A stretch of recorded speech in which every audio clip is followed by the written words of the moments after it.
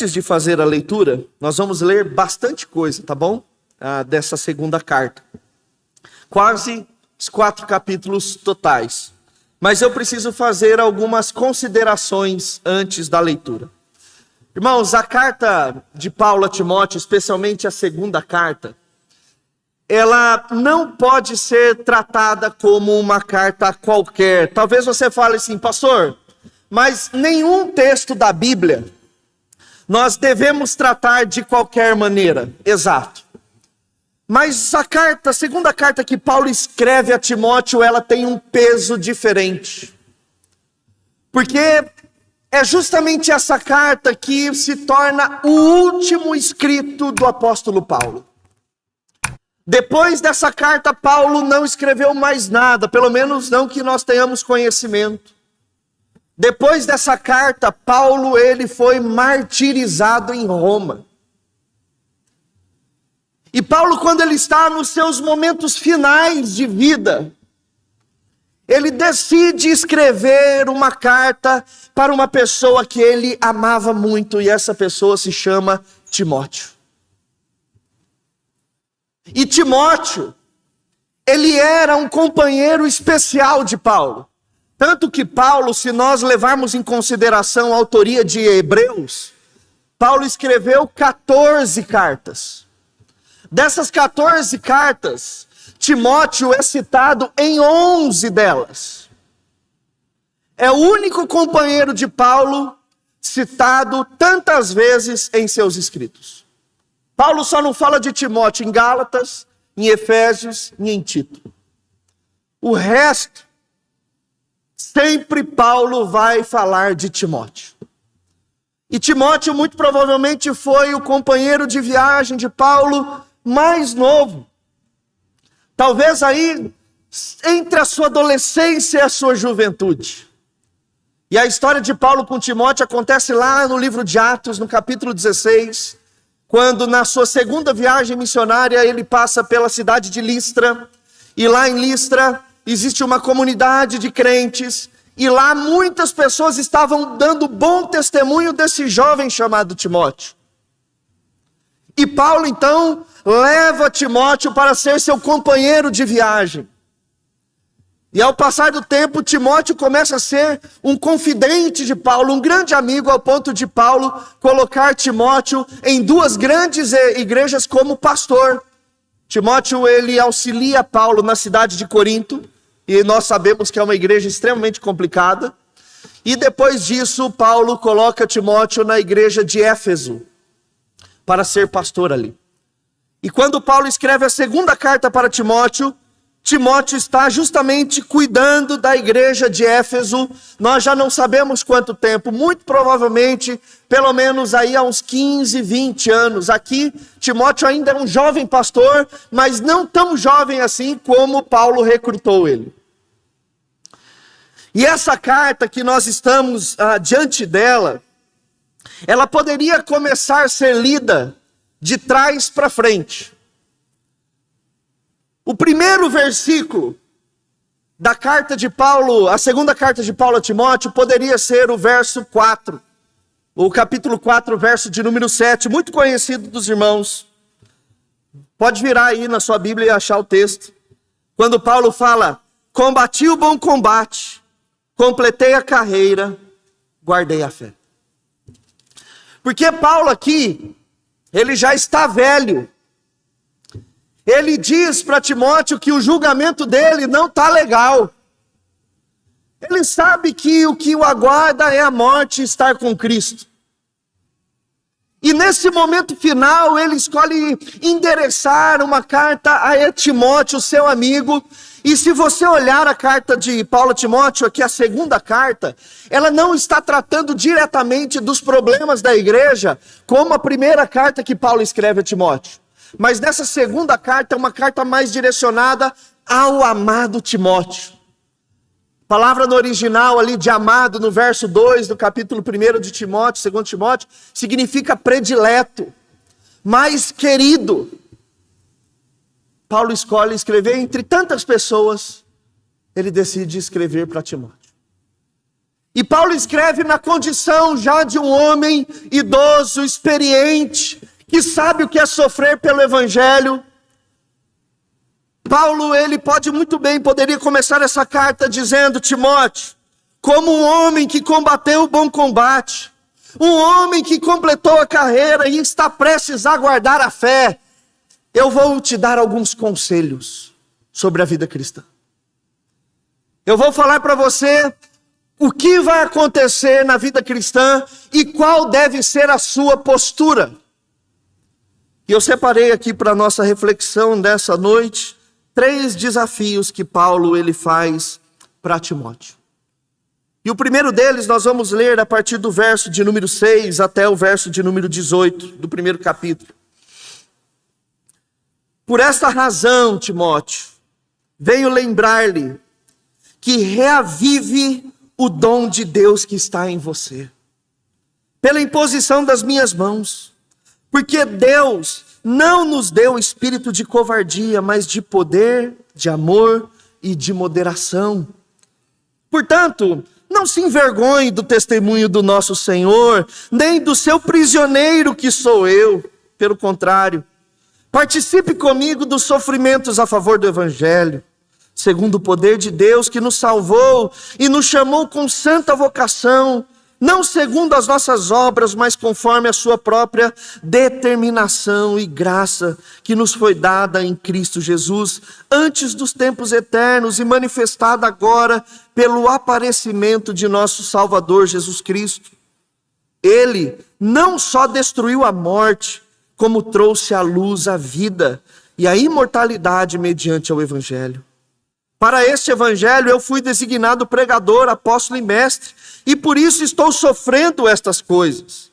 Mas não me envergonho, porque sei em quem tenho crido, e estou certo de que Ele é poderoso para guardar aquilo que me foi confiado até aquele dia. Mantenho o padrão das sãs palavras, que de mim você ouviu com fé e com amor que há em Cristo Jesus. Por meio do Espírito Santo que habita em nós, guarde o bom tesouro que lhe foi confiado, Timóteo. Você já deve estar ciente de que todos os da província da Ásia me abandonaram. Entre eles estão Figelo e Hermógenes. Que o Senhor conceda misericórdia à casa de Onesíforo, porque muitas vezes me deu ânimo e nunca se envergonhou das minhas algemas. Pelo contrário, quando chegou a Roma, me procurou com persistência até me encontrar. O Senhor lhe conceda que naquele dia ache misericórdia da parte do Senhor. Você sabe melhor do que eu quantos serviços ele me prestou em Éfeso. Irmãos, o primeiro desafio que Paulo faz a Timóteo é para que ele tenha coragem, mesmo diante da estranheza do Evangelho. Para que Timóteo tenha coragem, mesmo diante da estranheza do Evangelho. Porque essa carta que Paulo escreveu para Timóteo também é uma carta para nós hoje. E você há de concordar comigo que em muitos dos aspectos o Evangelho nos causa estranheza. Como assim, pastor? Se você assiste os filmes de heróis, como eu, que eu sou muito fã, existe sempre uma mesma dinâmica. Uma pessoa comum, ela entra em contato com um poder extraordinário e a partir desse contato essa pessoa se torna aprimorada. Ela ganha uma força sobrenatural, ela voa, ela solta raios, ela corre mais do que os outros, ou seja, ela fica mais aprimorada do que qualquer pessoa sobre a face da terra. Aí a pessoa se torna um herói. E nós, como crentes, nós tivemos contato, não com uma força maior, nós tivemos com o centro de todo o poder. Mais do que ninguém nesse mundo, nós somos filhos de Deus. Nós conversamos com o Todo-Poderoso. Nós temos a palavra de Deus junto de nós. Mas o evangelho é estranho porque mesmo diante disso, as coisas nem sempre saem como nós imaginamos. É bem estranho isso. O crente tem câncer. O crente perde filho. O crente fica desempregado. O crente fica devendo dinheiro para o banco. O crente sofre nas suas relações amorosas. O crente tem um casamento que está prestes a despedaçar. O crente sofre abuso sexual. O crente sofre abuso verbal, físico, moral. O crente sofre muitas coisas que parecem estranho para alguém que está perto de Deus. E isso muitas vezes faz a gente questionar, ficar inseguro na nossa fé. Às vezes, na minha função pastoral, eu atendo alguns casos no gabinete, e quando a pessoa vai embora, eu oro e falo assim: Deus, eu podia ajudar um pouquinho mais, né? Dá uma mão aí. Está orando, a coisa não está acontecendo. Causa estranheza. E Timóteo, depois de anos servindo ao Senhor, já como pastor de igreja, como qualquer ser humano, ele começa a perceber que existem coisas estranhas também no evangelho. Porque o apóstolo Paulo, ele é um estigma negativo do evangelho. Porque as pessoas olham para Timóteo na igreja ou na rua e falam assim: Timóteo, você quer que eu me dobre para esse evangelho? Timóteo, quem é o grande nome do cristianismo hoje? Timóteo vai falar: Paulo. Aonde ele está, Timóteo? Pelo amor de Deus, ele está preso em Roma. Onde estão os amigos de Paulo, Timóteo? Abandonaram ele. A gente leu aqui que ele foi abandonado lá em Roma. O que vai acontecer com ele, Timóteo? Provavelmente vai ser decapitado. E Timóteo, você quer que a gente se dobre ao evangelho? Olha o sofrimento. Nós queremos, Timóteo, religiões de poder. Queremos religiões de prosperidade, Timóteo. Queremos religiões de graça. Queremos deuses que nos coloquem no pedestal, Timóteo. Não é esse movimento. E Paulo passou por tudo isso já. Ele sabe o que está acontecendo no coração de Timóteo. E olha o que Paulo faz encorajando a Timóteo diante disso que parece ser as estranhezas do evangelho.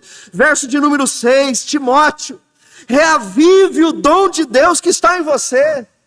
Ele não está falando aqui de dom de profecia, dom de língua, dom de imposição de mãos, de visão. Ele está falando da salvação. Esse é o dom precioso que todo crente tem. E que no momento da estranheza do evangelho que a gente possa perceber, nós precisamos trazer dentro do nosso coração dizendo: reavive o dom que está de você. Lembre-se da salvação. Lembre-se do poder do evangelho. Deus não nos deu, Timóteo, espírito de covardia. Coragem. Coragem. Olha o verso 8. Não se envergonhe, Timóteo, do testemunho do nosso Senhor, que morreu na cruz, como um criminoso, Timóteo. Nem do seu prisioneiro que eu sou, porque as pessoas falavam: Timóteo, Paulo, olha lá. Olha ele lá. Não se envergonhe, Timóteo. Pelo contrário, participe comigo do sofrimento a favor do evangelho. Igreja, participe do sofrimento de Cristo Jesus pelo evangelho. E aí Paulo começa a lembrar sobre a santa vocação de Timóteo. Ele começa a dizer da obra de Jesus que destruiu a morte, nos trouxe luz à vida, imortalidade mediante o evangelho. Coragem, Timóteo. E mais uma vez no verso 12, Paulo vai falar: não se envergonhe. E ele continua na parte B do verso 12: para guardar aquilo que me foi confiado até aquele dia, Timóteo. Eu estou sofrendo, mas eu tenho que guardar isso até aquele dia, onde eu estarei com ele. Verso 14: por meio do Espírito Santo que habita em nós, guarde o bom tesouro que lhe foi confiado. Esse é o primeiro desafio para nós nessa noite. Diante da estranheza que o evangelho possa suscitar, nós precisamos ter coragem. Nós precisamos reavivar o dom que está em nós. Nós precisamos guardar o bom tesouro que nos foi confiado, meus irmãos. De fato, a vida de heroísmo só nos cinemas. Porque quando nós nos deparamos com o Deus dos deuses, o Todo-Poderoso, a nossa vida pode causar estranheza para a sociedade. C.S. Lewis, ele dizia: se você está em busca de uma religião que o faça se sentir confortável, certamente eu não recomendaria o cristianismo. Porque nós precisamos de coragem. Precisamos de coragem. E como esse texto ecoa para nós hoje? Porque nós também, na nossa jornada de fé, existem muitos momentos, existem dias que nós achamos que o evangelho é algo estranho. Que ele não faz sentido. Nós olhamos para o mundo e falando: eles estão vivendo bem. Eles têm tudo. Nós temos que lidar com as lutas e ainda lidar em andar em obediência à palavra. Como que nós fazemos isso? Mas nós precisamos de coragem. Você precisa de coragem essa semana. Para que você não abandone a fé, para que você não negue Jesus Cristo, para que quando a estranheza vier, você reavive o dom de Deus que está no meu e no seu coração. Porque a nossa coragem é ter coragem para caminhar dia após dia, e por meio do Espírito Santo que habita em nós, guardar o bom tesouro que nos foi confiado. Coragem. O primeiro desafio que Paulo faz é coragem. Todos nós precisamos de coragem para encarar a estranheza do evangelho. Lembrando que não é estranheza. Lógico que isso é uma ironia, porque na verdade a nossa recompensa é muito maior.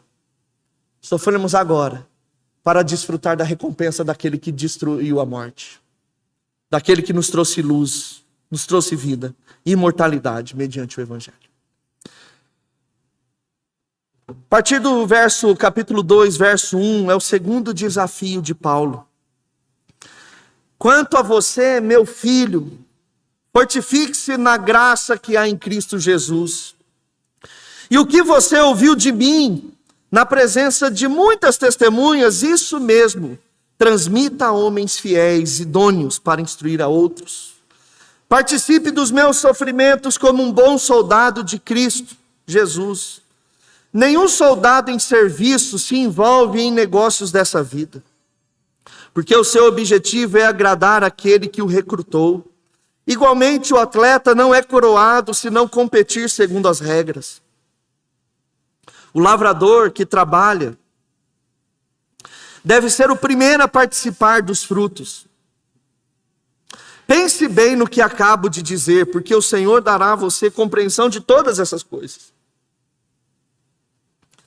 Lembre-se de Jesus Cristo, ressuscitado dentre os mortos, descendente de Davi, segundo o meu evangelho. É por ele que estou sofrendo até algemas como malfeitor. Mas a palavra de Deus não está algemada. Por essa razão, tudo suporto por causa dos eleitos, para que também eles obtenham a salvação que está em Cristo Jesus com glória eterna. Fiel é esta palavra. Se já morremos com ele, também viveremos com ele. Se perseveramos, também com ele reinaremos. Se o negamos, ele por sua vez nos negará. Se somos infiéis, ele permanece fiel, pois de maneira nenhuma pode negar a si mesmo. O segundo desafio que Paulo ele faz para Timóteo é assim: Timóteo, o evangelho vai custar tudo que você tem. O evangelho vai custar tudo de você, Timóteo. Mas permaneça fiel. Permaneça fiel. E Paulo, para ensinar isso, ele usa aqui 3 exemplos. Primeiro, ele fala do soldado. Que todo soldado, quando ele se alista, ele não se envolve em negócios dessa vida, porque o seu objetivo é agradar aquele que o recrutou. Renúncia. O evangelho de Jesus Cristo vai nos cobrar renúncia. E a questão é que na nossa caminhada nós vamos nos envolvendo com as coisas dessa vida, e parece que Jesus Cristo, o Evangelho, é sempre algo secundário, é deixado para depois. Mas Paulo está dizendo, e aqui não é para a vida de um ministro apenas, é de todo crente, isso vai custar tudo que você tem, Timóteo. O Evangelho custa. Porque, como soldados alistados nesse exército, nós temos apenas um objetivo: agradar aquele que nos alistou. É a vida dele que importa, os propósitos dele, os ideais dele, as motivações dele que importam, não as minhas. E isso aqui vai totalmente de encontro com essa fuleiragem travestida de evangelho que chamamos hoje, onde o ser humano tem que ser o centro. Onde as igrejas são organizadas a fim de exaltar o coração do ser humano. Irmãos, essa palavra está na Bíblia para que quando chegar no grande dia, você não tenha o que dizer para Deus, dizendo, eu não sabia que era assim. Eu não imaginava que era assim. Por isso que o evangelho é pela eleição, porque se fosse da voluntariedade, ninguém queria ir. Tem que ser um negócio de Deus mesmo para a gente. Mas o segundo exemplo que Paulo diz, ele fala do atleta. Já não é uma renúncia, mas o atleta ele deve competir segundo as regras. E o que Paulo está dizendo é isso, as regras são o seguinte: quanto mais crente você for, mais perseguição você vai ter. Olha o que ele fala, por exemplo, no verso 12 do capítulo 3. Na verdade, todos os que querem viver piedosamente em Cristo Jesus serão perseguidos. Essa é a regra, Timóteo. Olha o nosso Jesus. Ele foi cumprir o propósito do Pai. O que esperou ele foi a cruz. Lembra lá de Atos? Quando os discípulos eram espancados, eles ficavam felizes por serem dignos de sofrer. Essa é a regra, Timóteo. É saber viver contente em toda circunstância, tendo ou não tendo. No frio ou no calor. Na prosperidade ou não tendo nada. Essas são as regras. E o atleta está disposto a correr baseado nas regras, senão ele não vai poder receber a coroa. Mas o terceiro exemplo que Paulo fala também, fala do lavrador. Fala que o lavrador que trabalha deve ser o primeiro a participar dos frutos. Paulo está dizendo, olha, ainda que o evangelho te custe tudo, não se esqueça que quando for a hora da colheita, Timóteo, nós seremos os primeiros. Quando chegar o grande dia, Timóteo, não tenha dúvida, nós seremos os primeiros a receberem o fruto do galardão que nos espera. E aí, então, Paulo encoraja, fortifique-se, verso 1 do capítulo 2, na graça que é em Cristo Jesus. Participe dos meus sofrimentos, Timóteo. E o verso 8, lembre-se de quem? Jesus Cristo. Porque quando a gente fala que o evangelho nos custa tudo, lembre-se que custou tudo de Jesus Cristo também. Filipenses capítulo 2, ele abriu mão de tudo que ele tinha. Morreu como um maldito na cruz do Calvário, para que nós tivéssemos vida. Lembre-se, meus irmãos, no final dos tempos, o amor de muitos se esfriará. Muitos, como fala o próprio capítulo de número 4 aqui. Virá o tempo, verso 3, em que não suportarão a sã doutrina, Timóteo. Pelo contrário, se rodearão de mestres segundo as suas próprias cobiças. Gente que fala aquilo que as pessoas querem ouvir. Como que sentindo coceira nos ouvidos. Eu preciso de gente que fale o que eu quero ouvir. Eu preciso de gente que fale o que eu quero ouvir. Eles se recusarão a dar ouvidos à verdade, entregando-se a fábulas. Quais são as fábulas? Não, você é um crente, Deus é obrigado a te fazer próspero. Deus vai mudar o seu caminho. Basta 6 meses de vida cristã para você saber que não é assim. Mas você seja sóbrio em todas as coisas, suporte as aflições, faça o trabalho de um evangelista, cumpra plenamente o seu ministério. Irmãos, o segundo desafio que Paulo faz para Timóteo é: seja fiel, ainda que isso te custe tudo. É o desafio para nós hoje. Não é fácil pagar o preço por ser crente. Você tem que engolir o choro, você tem que engolir as palavras quando você tem vontade de falar poucas e boas para alguém que está te ofendendo. Você tem que perdoar quando você não é o errado. Você tem que se calar quando você é ofendido. Você tem que amar quem pisou no teu calo. Você tem que orar pelos seus governantes, ainda que eles sejam quem você não queira. Isso custa tudo pra gente. Isso vai custar, às vezes, suas amizades. Às vezes vai custar sua família. Mas Jesus disse que todos aqueles que abandonam todas essas coisas por amor a Ele, não ficaria desamparado. Receberia 100 vezes mais família, primos, irmãos, mães e perseguição. Mas nós precisamos nos lembrar. Vale a pena. Vale a pena. Porque todos os dias nós somos também tentados a não pagar o preço. Nossas vaidades, nossos ídolos não permitem que a gente sirva a Deus como Ele quer. Coisa tem que ser sempre do nosso jeitinho. Sempre. Os nossos padrões. Mas o evangelho custa. Custa se relacionar e conviver e fazer coisas com gente bem diferente da gente. Custa. Mas Paulo desafia Timóteo a ser fiel.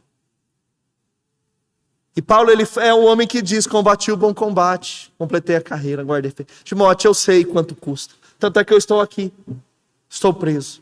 Mas lembre-se de Jesus Cristo. Olha como ele finaliza: se nós já morremos com Ele, também viveremos com Ele, Timóteo. Esse é o fruto, Timóteo, que nós vamos desfrutar.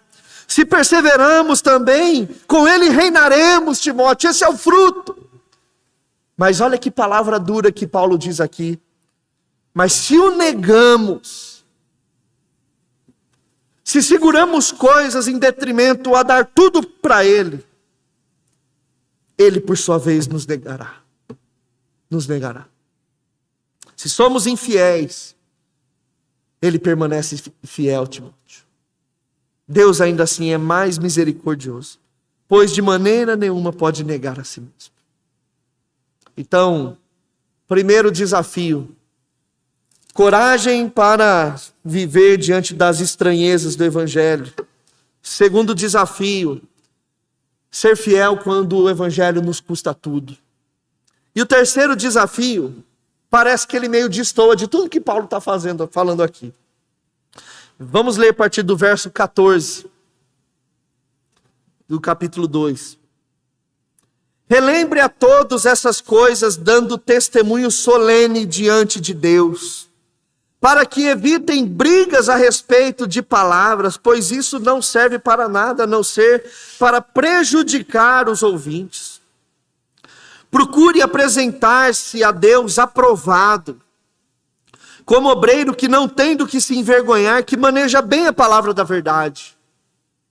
Evite igualmente os falatórios inúteis e profanos, pois os que se entregam a isso avançarão cada vez mais na impiedade. Além disso, a linguagem deles corrói como câncer. Entre esses estão Himeneu e Fileto, que se desviaram da verdade, dizendo que a ressurreição já aconteceu e estão pervertendo alguns na fé.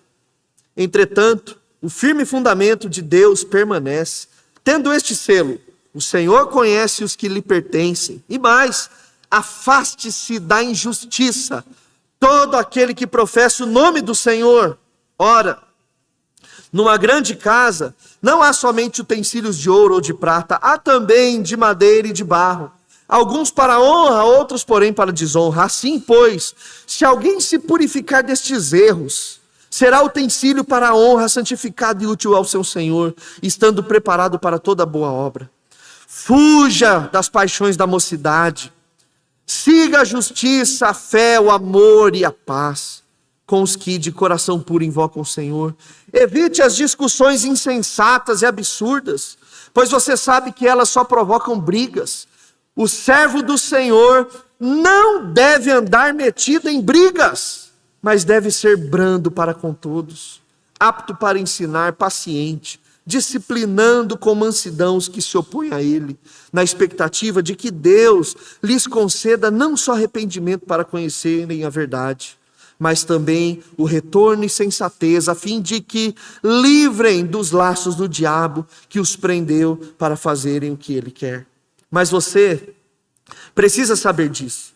Nos últimos dias sobrevirão tempos difíceis, pois os seres humanos serão egoístas, avarentos, orgulhosos, arrogantes, blasfemadores, desobedientes aos pais, ingratos, ímpios, sem afeição natural, implacáveis, caluniadores, sem domínio de si, cruéis, inimigos do bem, traidores, atrevidos, convencidos, mais amigos dos prazeres do que amigos de Deus, tendo forma de piedade, mas negando o poder dela. Fique longe também destes, pois entre estes se encontram os que se infiltram nas casas e conseguem cativar mulheres tolas, sobrecarregadas de pecado, que são levadas por todo tipo de desejos, que estão sempre aprendendo e nunca conseguem chegar ao conhecimento da verdade. E do mesmo modo que Janes e Jambres resistiram a Moisés, também estes resistem à verdade. São homens que têm a mente totalmente corrompida, reprovados quanto à fé. Mas estes não irão longe, porque a insensatez deles ficará evidente a todos, como também aconteceu com a insensatez de Janes e Jambres.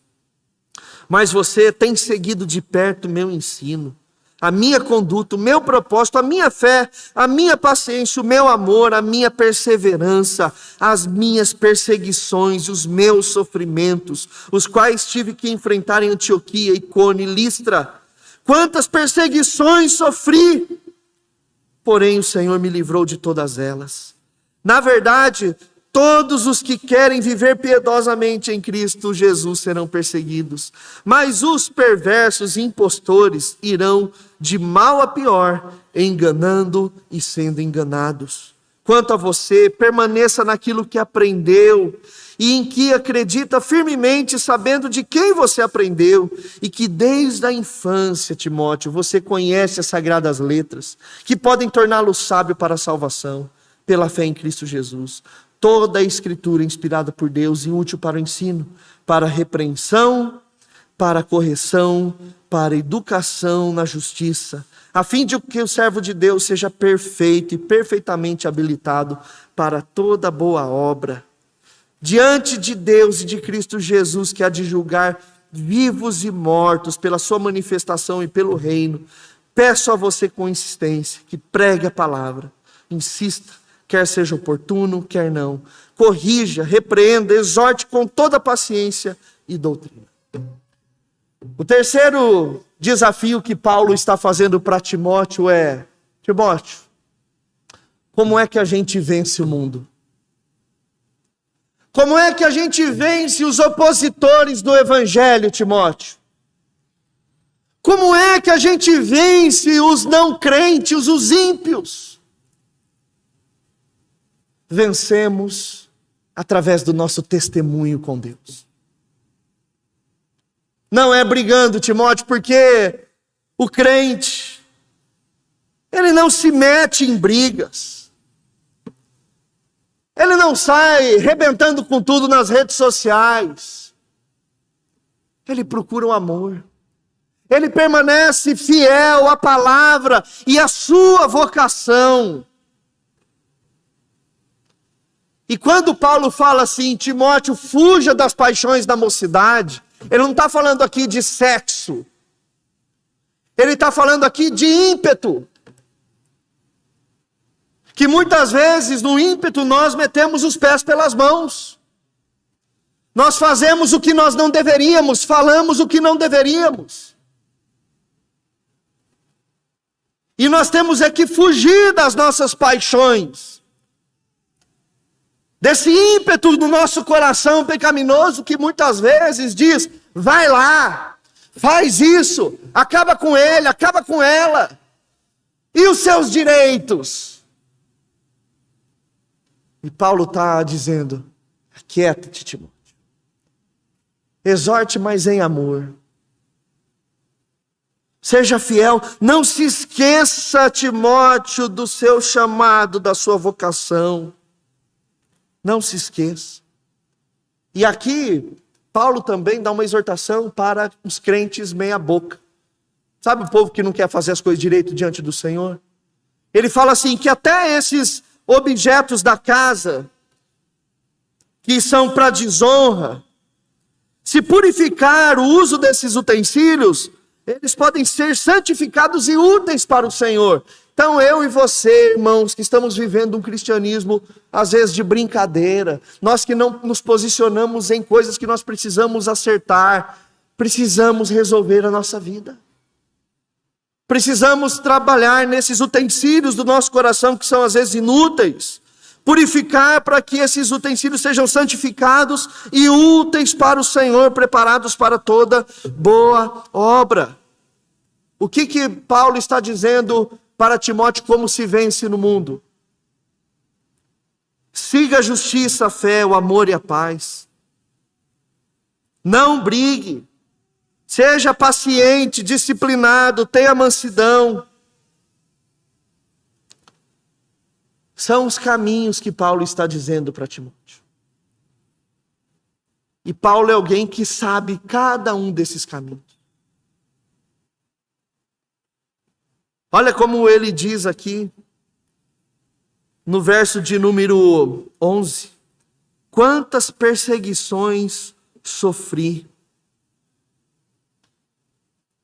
Paulo ele fala, Deus me livrou de todas. Mas Paulo está preso.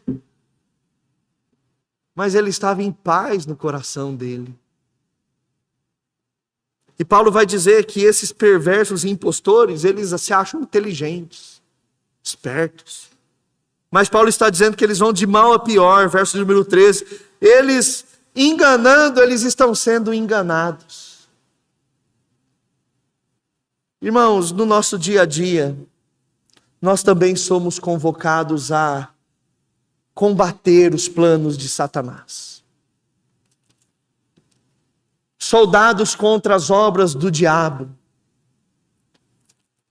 No mundo existem sim falsos mestres, falsos enganadores, pessoas que estão pervertendo o caminho da verdade. Existe gente descompromissada com o evangelho que fica instigando você. Não, para que se dedicar tanto? Viva a sua vida. Mas como é que a gente batalha? Sendo fiel ao Senhor. Sendo simplesmente fiéis naquilo que o Senhor tem nos chamado. Dando testemunho. Vivendo o evangelho pós-culto. Vivendo o evangelho nas nossas relações diárias. Vivendo o evangelho nos desafios diários, em tudo que a gente faz. Esses são os ensinos que Paulo ele traz para Timóteo e que também traz para as nossas vidas.